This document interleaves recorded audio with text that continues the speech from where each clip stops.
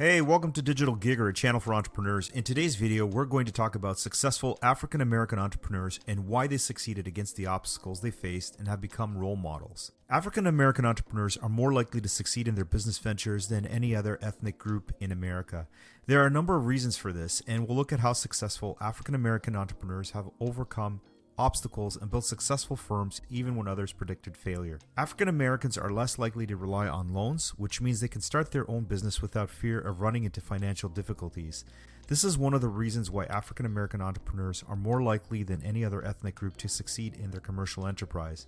They are less reliant on financial institutions for the success because they have secured money from friends and family and saved for the venture. When seeking a loan, many black business owners faced obstacles as a result of racial discrimination.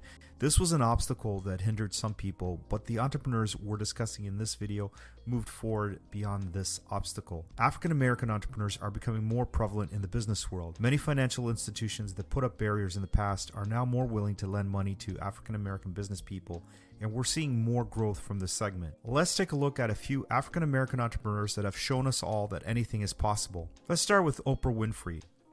Because she's possibly the most well-known black woman in the world, with many people only knowing her by her first name, she forged a media empire with herself at the center after being informed early in her career that she was unfit for television news.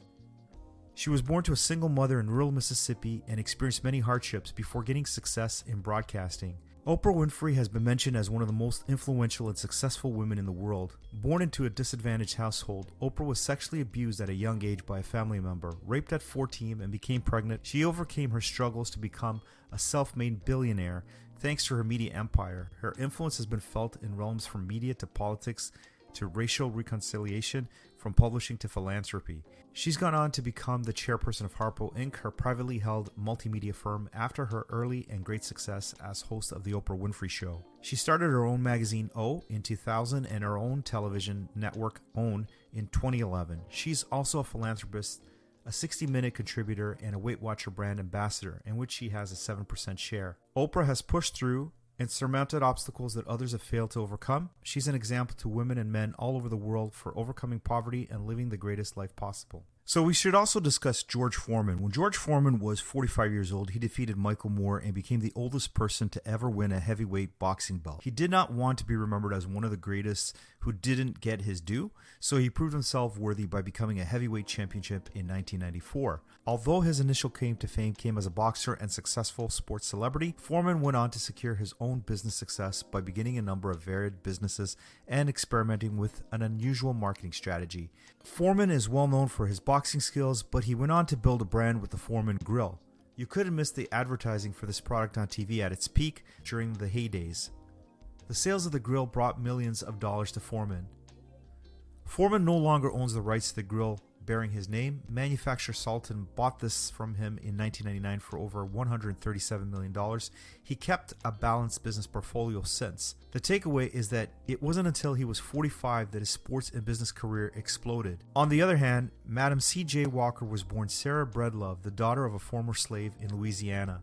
She became the first woman to head a national African-American business conglomerate, becoming known as much for her tenacity as for her philanthropy. Walker's first profitable enterprise was a classic case of seeing a hole in an industry that had not been well perceived by business elite of the time. Walker had a problem with hair as a result of having a scalp disease, and she started to market products for it. She noticed a lucrative niche in the lack of black hair care products for African Americans. Walker also noted her achievements amid her lifetime, devoting the last portion of her life to charitable efforts. In later years, she retired from everyday management of her companies and undertook charitable travels. She traveled to the Caribbean and South America and donated a good deal from her wealth to charity. The lives of these business people provide a glimpse of the difficult obstacles they had to overcome to get to where they are today. In so doing, their success are worth celebrating that much more. We've already spoken about how African Americans have a strong tradition of owning and running small businesses. This also extends to businesses such as restaurant, retail shops, newsstands, corner shops, and so on. Additionally, this applies to other types of small business opportunities, such as candy shops, liquor stores, and grocery stores. With the advent of the internet, more and more black entrepreneurs are getting into online businesses. These businesses can have a huge impact in the areas that they are located in and a great way to invest in the local community. Many African American entrepreneurs don't just build their own wealth, but also inspire their communities by building jobs and helping others rise from poverty through mentorships. Furthermore, they also donate to their communities at large by helping disadvantaged people who readily broaden their own horizons. If you're an entrepreneur or looking to start a business and have not already subscribed to the channel, hope that you can hit the subscribe button and hit the notification bell. If you hit that like button, you help us get found in the YouTube algorithm. So until the next one, thanks for watching and have a great day, guys.